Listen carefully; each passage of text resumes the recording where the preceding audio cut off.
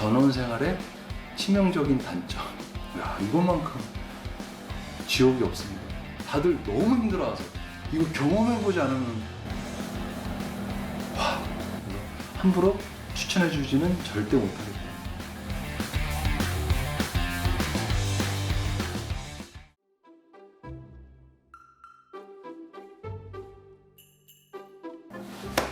자, 그럼 전원 생활의 치명적인 단점 첫 번째, 자연입니다.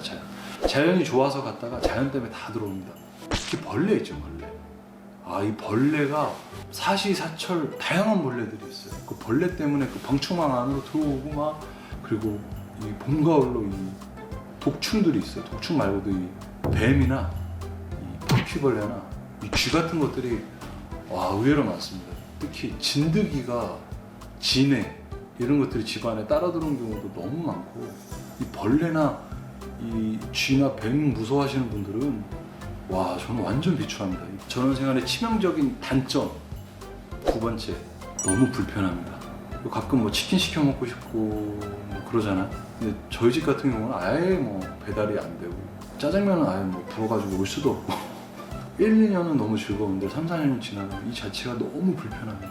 모든 거를 다 수동으로 다 뭔가를 해야 되기 때문에 요즘에는 클릭만 하면 다음날에 오잖아요, 집 앞으로. 그런 게 없어요. 무조건 다 장을 보러 다녀야 되고, 솔직히 불편한 게 나를 건강하게 만드는 것도 사실이지만 그 불편함이 2, 3년이 지나가니까 그냥 불편한 건 불편합니다. 자, 그럼 치명적인 단점 세 번째, 이 주차장입니다. 주차장. 정말 첫 번째로 강조하고 싶어요. 진짜 좋은 차고를 만들어야 돼요. 가장 좋은 건 땅속으로 차고가 들어가서 그 위에다가 이제 근처에다 마당을 올리고 집을 짓는 건데, 차고가 없으면 차가 한겨울에 여기는 영하 20, 30도까지 그냥 떨어집니다. 그러니까 차가 녹았다가 겨울엔 꽁꽁 얼어버려요. 그러니까 차가 견딜 수가 없어요. 그리고 겨울에 차 타려고 그러면 눈이 와가지고 꽁꽁 얼어가 차 문도 안 열고 시동이 안 걸립니다. 최소한이라도 그 코스트코에 천막이라도 사가지고 쳐야 되는데, 이게 또 언덕이고 차가 이러면 너무 불편해요. 너무 불편해요. 그래서 전원주택 오시는 분들, 구하시는 분들, 전세를 얻거나 하시는 분들 차고 갖고 있어야 됩니다. 차가 아예 싹 다 망가져버려요. 전원생활의 치명적인 단점 네 번째, 마당 때문에 오셨다가 마당 때문에 다 도망가십니다. 이 마당에 풀 자라는 속도가 상상을 초월합니다. 진짜. 다들 너무 힘들어하세요. 잔디는 이 마당이 넓으면 관리하기가 너무 힘듭니다. 이 풀, 나무들 관리하기가 돈도 너무 많이 들어가고 이 시간도 너무 많이 들어가고, 그 마당 관리하면서 막 풀도 한번 오죠. 몇 달을 가요, 진짜. 잘 이게 관리를 안 하면. 매일마다 그 깎아주고 막 관리를 해줘야 되는데 진짜 불가능하다고 보시면 돼요. 가장 좋은 건 적당히 조그맣게 흙을 놓고 파쇄석 같은 걸 놓은 다음에 징검다리를 돌을 해놓는 게 가장 좋습니다. 마당 관리 크게 하지 마세요. 마당 때문에 왔다가 마당 때문에 나가시게 됩니다. 이 마당이 크면 절대 좋지 않습니다. 전원 생활의 치명적인 단점 다섯 번째, 아파트는 솔직히 이 이웃들이랑 교감하거나 교차할 일이 거의 많이 없잖아요. 이 시골은 주변 도움을 무조건 많이 받아야 돼요. 어쩔 수가 없어요. 불특정한 일들이 너무 많기 때문에 이 살아보신 분들한테 도움을 많이 요청해야 되는데, 사람들의 색깔은 너무 다양하잖아요. 철학도 다르고 살아오신 환경이 너무 다르기 때문에 이웃하고 소통이 안 되거나 부딪히는 경우들이 너무 많아요. 내가 적응을 하지 못하고 이웃들과 잘 지내지 못하면 이것만큼 지옥이 없습니다. 내가 마음을 열고 내가 좀 베풀고 내가 다가가야 되는데, 그렇지 못하시는 성격이나 그걸 해보시지 못하는 분들은 아마 너무 힘드실 거예요. 자, 그리고 치명적인 단점 여섯 번째, 난방비입니다. 난방비. 겨울이 보통 일찍 와요. 여기는 가을부터 추워지니까 6개월을 난방을 떼야 되는데, 장작불 떼고 기름을 쓰고 도시가스를 쓰는데 이 비용이 진짜 몇백만 원은 겨울에 한겨울엔 상상도 못하는 그 난방 비용이 들어갑니다.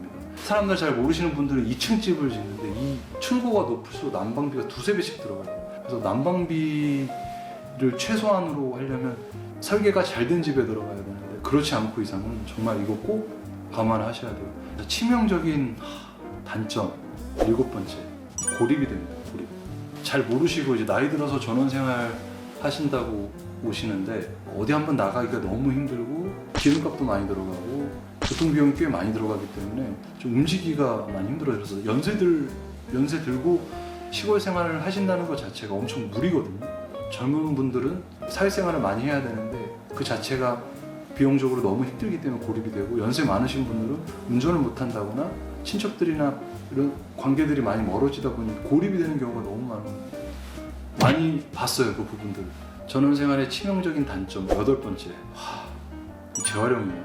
이 아파트는 그 재활용 하는 데가 있잖아요. 그리고 엘리베이터만 타고 가면 그걸 그대로 실어가지고 재활용을 하면 되는데, 시골은 불가능합니다. 재활용하는 장소를 따로 정해놓지 않으면 비는 비대로 다 맞고 눈은 눈대로 다 맞고, 그걸 차에 실어가지고 재활용하는 데까지 이동을 해야 되는데, 와, 그 재활용하는 게 만만치가 않습니다. 그리고 그 딜리버리 중에 아이들 딜리버리도 있습니다. 등하교가 뭐 스쿨버스 있는 데도 있고 대부분 없는 경우가 많고, 그 스쿨버스도 시간이 안 맞아요. 대부분 부모님들이 이 차를 이용해서 아이들을 딜리버리 하는데, 재활용 딜리버리도 힘들지만 아이들 등하교 그 딜리버리가 장난이 아닙니다. 그 치명적인 단점, 전원생활의 치명적인 단점 9번째, 고장나는 겁니다. 고장. 지하수 있는 집들은 동파 한 번 되면 그냥 몇백만 원 우습게 깨집니다. 물이 안 나오잖아요. 물이 고장나요. 그럼 생수 사와서 뭐 샤워하고 그런 적도 있고, 막 진짜 집이 초토화가 됩니다. 초토화가 좀. 또 있어요. 겨울에 보일러 고장이 나면 영상 한 5도 6도에서 자야 되는 경우도 있어요. 전기장판 켜고. 그러면 그 안에 스트레스는 아이들 씻지 못하고 막 추워가지고 덜덜덜 떨고 물 안 나와가지고 화장실 못 가고 못 씻고, 이거 경험해보지 않으면. 그리고 데크 많이 깔지 마세요. 데크 한 4, 5년 지나면 다 썩어가지고 다시 또 해야 되고, 그리고 층고 높은 집은 위에 전구 갈아야 되는 거 전구 안 나오고, 그 올라가서 사다리 타고 올라가서 그 낙상의 위험부터 시작해서 또 지붕 있죠, 지붕. 태풍 오면 막 뜯어지고 날아가고 수리해야 되죠. 그리고 집이 나뭇잎 이런 것들 때문에 그 배수가 나뭇잎 들어가 다 막혀요. 그럼 그것도 다 뜯어내가지고 빼야 되죠. 와, 고장나는 것들이 너무 많습니다. 치명적인 단점 마지막 10번째, 자연 때문에 건강을 잃게 되는 경우가 많아요. 저 같은 경우에는 부상이 의외로 많습니다. 고치다가 저도 떨어진 적도 있고, 두릅다가 떨어진 적도 있고, 건강이 안 좋아지는 경우에 가장 큰 부분이 술이 맛있어. 좀 창피한 말인데, 도시에 있을 때보다가 술 맛이 좋으니까 저녁에 쓸데없는 음주를 너무 많이 합니다. 손님들도 너무 많이 들어오고, 이 단점이에요. 그리고 이제 모르시는 것 중에 하나가 계단이 있으면 안 되거든요. 특히 2층 집이나 집에 앞에 들어갈 때 계단이 너무 많잖아요. 물건 들고 올라갈 수도 없고, 그 겨울에 눈이 쌓이고 얼어가지고 거기서 미끄러진 경우가 너무, 저도 미끄러졌고 다치는 경우가 너무 많아서 건강해지러 왔다가 건강을 해치게 되는 경우가 너무 많다. 자, 그럼 마지막으로 정리합니다. 과연 이거를 추천하고 싶나? 전원생활 정말 좋나? 전 잘 모르겠어요. 한 번은 솔직히 어렸을 때 한 2년 정도 살아보는 거는 추천하는데, 경험 없는 분들이거나 아파트 생활 많이 하시는 분들한테는 비추합니다. 그래서 함부로 추천해주지는 절대 못하겠다. 장점과 단점은 명확하게 분리되니 선택은 시청자분들과 구독자분들에게 맡기는 게 맞는 것 같습니다. 조개 인사 한잔 해가지고 한잔합시오. 한잔합시오.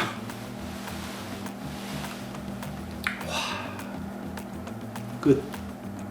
감사합니다. 아이고, 고생했다.